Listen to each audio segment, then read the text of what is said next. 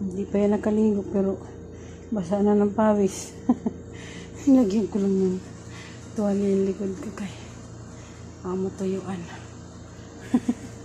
Pawis na. Sobrang init kasi doon. Banlusa ako. Kaya may ano ngayon.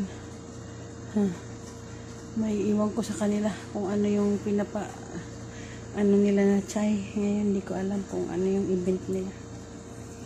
Basta ako pawis na. Kala mo naliligo na. Naliligo na ng pawis. I'm sweating. Making what's your day? Making shower.